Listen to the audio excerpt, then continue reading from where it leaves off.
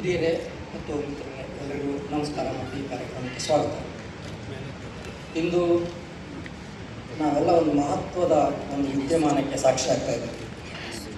ಈ ಶತಮಾನ ಕಂಡ ಅತ್ಯಂತ ಶ್ರೇಷ್ಠ ಕನ್ನಡಿಗ ಡಾಕ್ಟರ್ ರಾಜ್ಕುಮಾರ್ ಅವರ ಆತ್ಮವೃತ್ತ ಅಂತ ಇರ್ತಕ್ಕಂತಹ ಅವರೇ ಸ್ವತಃ ಹೇಳಿ ಬರೆಸಿದ ಆತ್ಮಚರಿತ್ರೆ ಇವತ್ತು ಈ ವೇದಿಕೆ ಮೂಲಕ ಲೋಕಾರ್ಪಣೆಗೊಳ್ಳಲಿದೆ.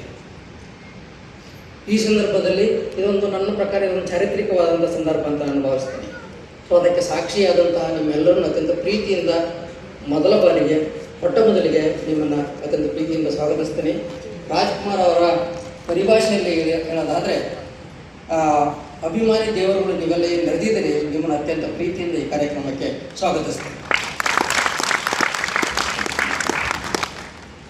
ಕನ್ನಡ ವಿಶ್ವವಿದ್ಯಾಲಯದ ನಾಡೋಜ ಡಾಕ್ಟರ್ ರಾಜ್ಕುಮಾರ್ ಅಧ್ಯಯನ ಪೀಠ ಮತ್ತು ಡಾಕ್ಟರ್ ಮನಮೋಹನ್ ಸಿಂಗ್ ವಿಶ್ವವಿದ್ಯಾಲಯದ ಪ್ರಸಾರಾಂಗ ಈ ಎರಡೂ ಸಂಸ್ಥೆಗಳ ಸಹಯೋಗದಲ್ಲಿ ಈ ಕಾರ್ಯಕ್ರಮ ನಡೀತಾ ಇದೆ.